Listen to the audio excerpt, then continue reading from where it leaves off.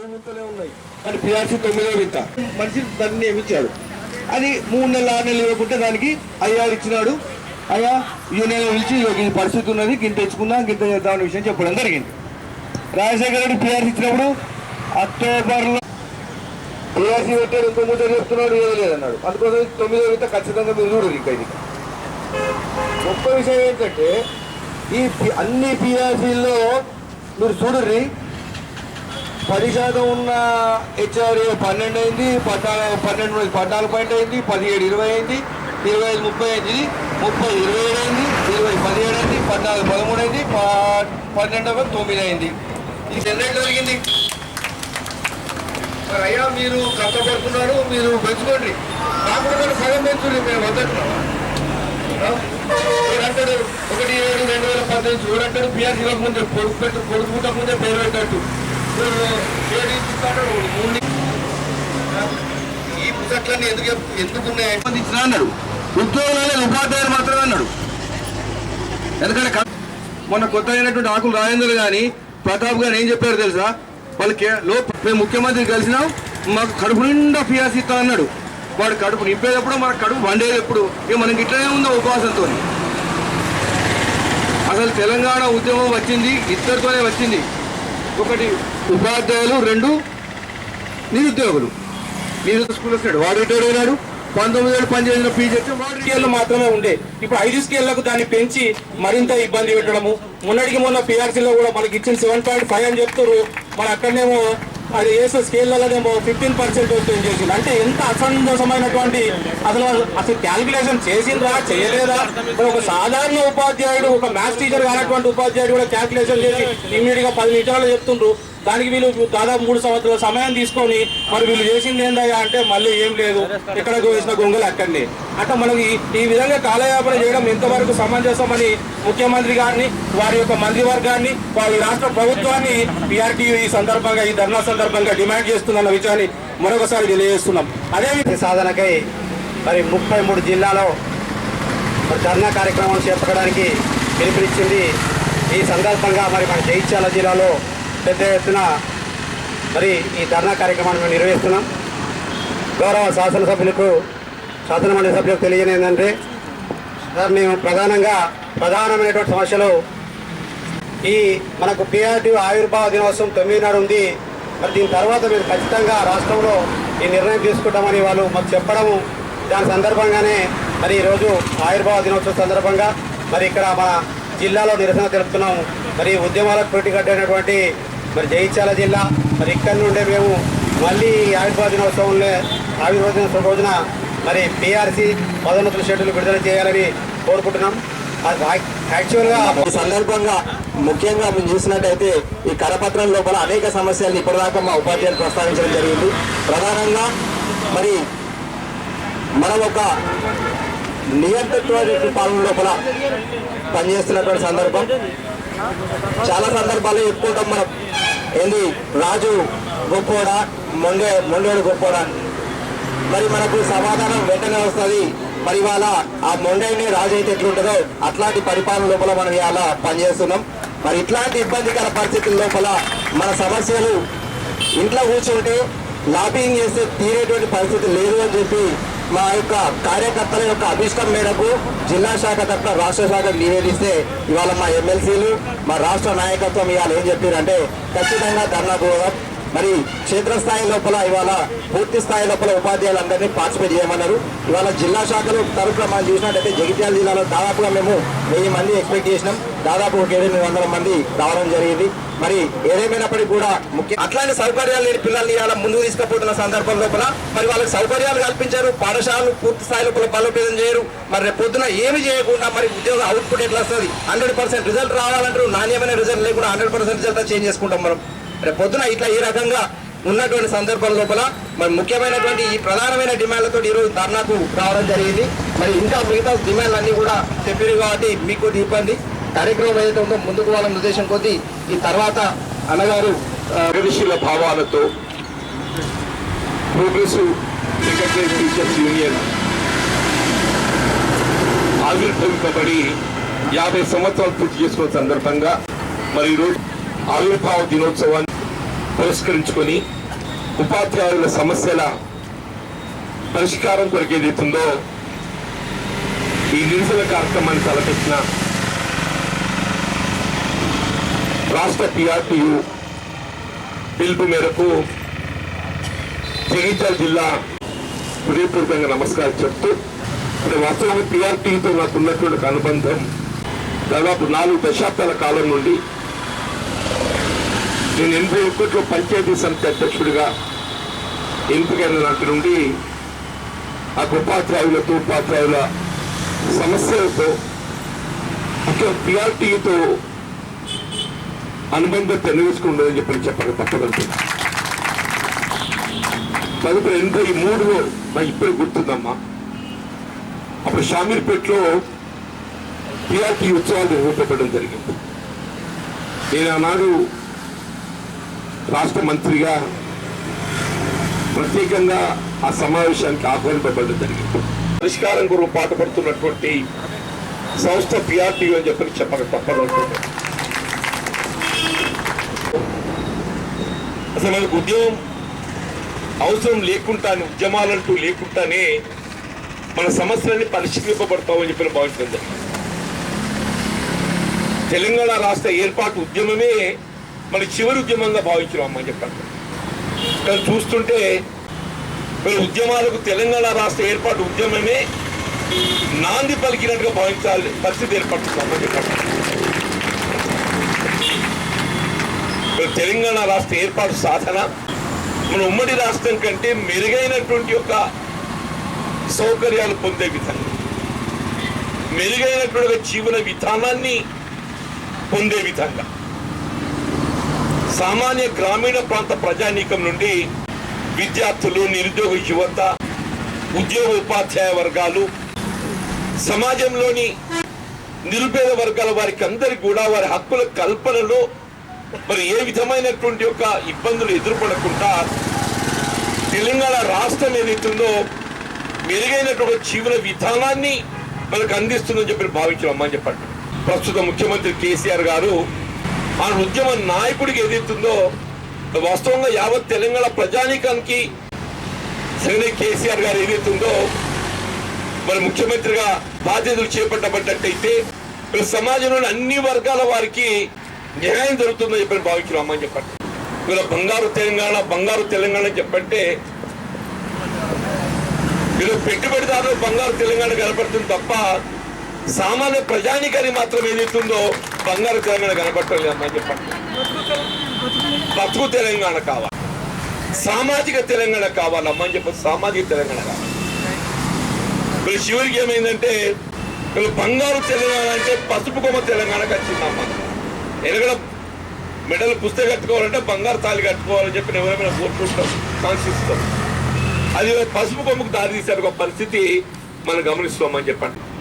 వీళ్ళ మౌలిక సదుపాయాలకు, మానవ వనరుల కల్పనకి ఏదైతుందో ప్రధాన కారకులైనటువంటి విద్యా వ్యవస్థ, ఉపాధ్యాయులు అటువంటి విద్యా వ్యవస్థ మెరుగుపడ్డప్పుడు మాత్రమే వీళ్ళ సమాజంలో మానవ వనరులు ఏదైతుందో విద్యా వ్యవస్థ మెరుగుపడాలంటే ఉద్యోగ ఉపాధ్యాయ వర్గాలను మనం ప్రోత్సహించగలిగినప్పుడు మాత్రమే విద్యా వ్యవస్థ అనేది మెరుగుపడుతుంది. ఉద్యోగ ఉపాధ్యాయ వర్గాలను ఏదైతుందో మనం ప్రోత్సహించన్నాడు విద్యా వ్యవస్థ అనేది ఏదైతుందో మెరుగుపడే అవకాశం లేదు.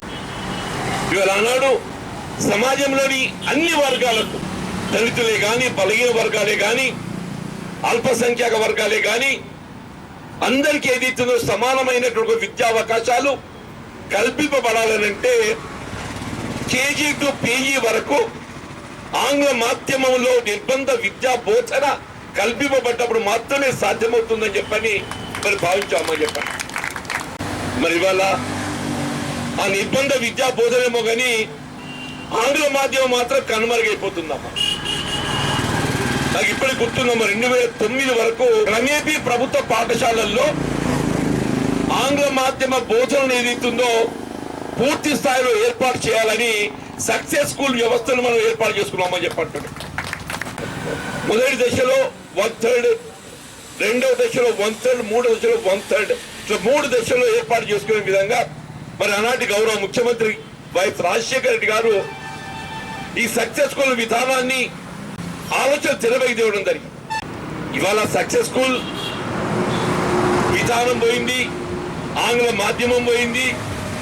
కేవలం ప్రైవేట్ రంగంలో విద్యా వ్యవస్థను ప్రోత్సహించడానికి ప్రభుత్వ ఆలోచన దోహదపడుతుంది తప్ప ప్రభుత్వ పాఠశాలల బలోపేతానికి, ప్రభుత్వ విద్యా వ్యవస్థ బలోపేతానికి మాత్రం ఏదైతుందో ప్రభుత్వ ఆలోచన విధానం దోహదపడటం లేదమ్మని చెప్పండి. తరగతి గదులు ఏదైతుందో తొలగించిందని చెప్పారంటే పరిస్థితి. ఒకప్పుడు ఆ పాఠశాల ఏదైతుందో మొత్తం జగిత్యాల నియోజకవర్గంలోనే ఒక ఆదర్శవంతమైన ఒక పాఠశాలగా తీర్చిదిద్దబడ్డ ఒక పాఠశాల అమ్మని చెప్పండి. నేను పోయి పరిశీలించిన ఆశ్చర్యకరంగా 10వ తరగతిలో 10 మంది పిల్లలు, 9వ తరగతి 9 మంది పిల్లలు. ఇక బడి పిల్లలు రానప్పుడు తరగతి గదులు ఎందుకే? మనం సంఖ్య ప్రోత్సహించడానికి ప్రయత్నం చేయవలసింది పోయి ఇక పిల్లలు తరగతి గదులు ఎందుకని చెప్పని తరగతి గదులు కూడా కొట్టేసింది. ఏంటి ఈ గదులు ఎందుకు కూడా కొట్టినంటే అసలు పునరాలు గదులు ఎందుకని చెప్పండి. ఆలోచన విధానం ఏ విధంగా కొనసాగుతుందో దయచేసి గమనించాలని చెప్పంటున్నాను. Residential schools as new concept, మంచి ఆలోచన, దాని భిన్నాభిప్రాయం ఎవరికి లేదు. మీరు ఎస్సీ రెసిడెన్షియల్ స్కూల్సే కానివ్వండి, మైనార్టీయే కానివ్వండి, ఏమైనా కానివ్వండి, ఇట్స్ ఎ గుడ్ కాన్సెప్ట్. కానీ అందులో ఇవాళ ప్రక్రియ చేరిక ఏ విధంగా నిర్వహింపబడుతుందో ఒక్కసారి ఆలోచించాలని చెప్పండి. వీళ్ళు రాష్ట్రంలో ప్రభుత్వ ఉద్యోగాలు ఎన్ని ఖాళీలు ఉన్నాయో మాత్రం వాళ్ళు బయట పెట్టి మనం చెప్తే వారు నమ్మబోదురు. నేను ఎన్ని మాట్లాడతాడు అన్నే ఉంది. అదే విశ్వాసం చెప్పింది కదా. వీళ్ళు ప్రభుత్వ పాఠశాలలే కానీ ప్రభుత్వ కార్యాలయాలలో ఏదైతుందో 191,000 శాంక్షన్ పోస్టు ఖాళీలు ఉన్నాయని చెప్పి దీన్ని బట్టి అయితే ప్రభుత్వ ఆలోచన విధానం బహిర్గతమైపోయింది కదా. వీళ్ళు ఉపాధ్యాయ నియామకాలు లేవు. మీరు చెప్పిన ప్రమోషన్స్ ఇవాళ ఏ సంవత్సరానికి ఆ సంవత్సరం ప్రమోషన్ చేపట్టాలి, నెల చేపట్టాలి. సంతోషం నాయన. తెలంగాణలో ఉన్నావు, ఎంతమంది ఎగ్జామ్స్ రిటైర్డ్ అవుతున్నారు, ఎంతమంది స్కూల్ అసిస్టెంట్ రిటైర్డ్ అవుతున్నారు, ఎంతమంది ఎంఈఓస్ రిటైర్డ్ అవుతున్నారు, ఎంతమంది డిప్యూటీ డిఓస్ రిటైర్డ్ అవుతున్నారు, ఎంతమంది డిఓస్ రిటైర్డ్ అవుతున్నారో వాళ్ళు ఏదో సంవత్సరాలు ఒకసారి ప్రమోట్ చేయను. నీకు తెలిసిపోతుంది ఎంతమంది రిటైర్డ్ కాబోతారో. ఇంతవరకు ఏదైతుందో 6 సంవత్సరాలు ముగిసిపోయింది, 7వ సంవత్సరాలు గడుస్తుందని చెప్పి అంటున్నాడు. మీ ఉమ్మడి సర్వీస్ రూల్స్ ఏదైతుందో భారత రాష్ట్రపతి చే ఆమోదింపబడి అని ఏమనుకున్నామే అక్రాస్ ది టేబుల్ కూర్చొని రాసుకోవచ్చు. ఏముందే సర్వీస్ రూల్స్ 4 కమ్మలు రాస్తా అయిపోతుంది. మరి ఏమైంది ఆ కమ్మ రాష్ట్రానికి? ఆ కమ్మ రాష్ట్రానికి ఏమైంది? ఎవరైతే వచ్చిండు? It can be superseded, overruled by the parliament. అటువంటి భారత రాష్ట్ర ఉత్తర్వులు ఇచ్చిన తర్వాత ఎవరో ఏదైతుందో భిన్నాభిప్రాయం కోర్టు పోయింది. అన్ని ఎంఈఓ పోస్టులు కూడా ఏదైతుందో ఇవాళ ప్రధానోపాధ్యాయుడు ఎడిషనల్ ఛార్జ్. బడి మానిటరింగ్ ఎప్పుడు చేయాలి, తగ్గిపోయి 1వ క్లాస్ తీసుకుంటే ఆ క్లాస్ ఎప్పుడు తీసుకోవాలి, మండలాన్ని ఎప్పుడు పర్యవేక్షించాలి అని చెప్పంటున్నాను. ఈ ఉప విద్యాధికారి పోస్టు ఖాళీ, డిఓ పోస్టు ఖాళీ ఉంటాయి. మన డిఓ ఏదైతుందో 3 పోస్టులకి 3 పోస్టులు, ఒక్కటి కాదు, అసలు ఈయన డిఓనే కాదు. ఈయన మన మీలాగా బోధకుడు, మీలాగా కేవలం బోధకుడు మాత్రమే చెప్పంటూ నేను డైట్లో లెక్చర్ పనిచేసేటువంటి మనిషిని బోధకుడు పట్టుకొచ్చి మనం అక్కడ చదువు చెప్పనియకుండా అని ఇక్కడ చెక్ చేయాలి. డిఓ అలా పెద్ద డిఓ 3 అక్కర్లా వాడు ఎన్నో చదువు చెప్పాలి, ఎన్నో పెద్ద మాటలు చేయాలి, చెక్ మాటలు చేయాలి.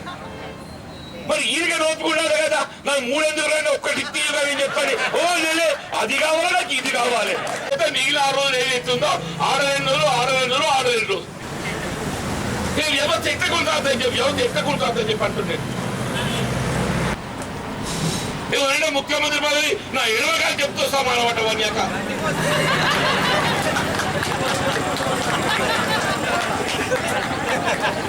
మన చెప్పుకోవటం ఎందుకు రాస్తున్నావు? నీకు ఎప్పుడైతే ముఖ్యమంత్రి పదవిని ఎడవగా చెప్తూ సమానమైనప్పుడు తీసావు వారి మనల్ని అంటున్నావు ఖబర్దార్ 10 ఏళ్ళ దాకా నేను ముఖ్యమంత్రిని ఎవడో అదే సూత్రాలు జాగ్రత్త బిడ్డ. ఎందుకు అనుమానం వస్తుందా నీ మీద నీకు పుష్టికుతారని చెప్పని అని నిజమే చెప్తున్నా బాబు. ఇది చాలా చిన్న విషయం కాదు, ఇది భారత రాజ్యాంగాన్ని అవమానపరచని చెప్పట్టున్నా. ఇవాళ ముఖ్యమంత్రి పదవి chief minister post it's a constitutionally created post, రాజ్యాంగబద్ధంగా ఏర్పాటు చేయబడ్డ పోస్ట్ అమ్మా అని చెప్పంటూ నేను. ఇది ప్రజాస్వామ్య వ్యవస్థను గౌరవపరిచినట్టు, ప్రజాస్వామ్య వ్యవస్థను గౌరవపరిచినట్టు, ప్రజానీకే అవమానపరిచినట్టు అమ్మా అని చెప్పంటూ నేను. పాలన అంత ఏదైతుందో సీఎం గారి పైన ఉంటుంది. ఆమె ఏదైతుందో వీళ్ళు రాష్ట్ర ప్రభుత్వానికి వీసీఏ నియామకానికి సంబంధించి లెటర్ రాసిందని చెప్పంటే ఒక విధంగా ప్రభుత్వాన్ని అభిశంసించినట్టు అని చెప్పంటూ నేను. గవర్నర్ గారు అదే ఛాన్సలర్ ఆఫ్ ది యూనివర్సిటీస్ ఆ స్కావెంజర్స్ పెట్టుకుంటే ఆయనకి ఇచ్చేది 2500. స్కావెంజర్ ఇచ్చేది ఎంతమ్మా? 2500. స్కావెంజర్ విధులు నిర్వర్తించడం ఎవరు? నీకు 99% దళితులు పలిగే వర్గాలు.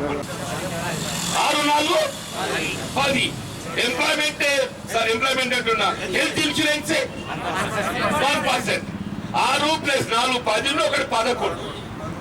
మన అది ఇచ్చింది 7.5 7.5 ఇస్తా అనుకుంటా, మన కోద పెట్టింది 11%. న్యాచురల్లీ ఇది పే రివిజన్ కమిషనా, పే రిడక్షన్ కమిషనా? ఇది పే రివిజన్ కమిషనా, పే రిడక్షన్ కమిషనా? నీకు ఎంత ధైర్యమే అంటున్నా విశ్వాలకు?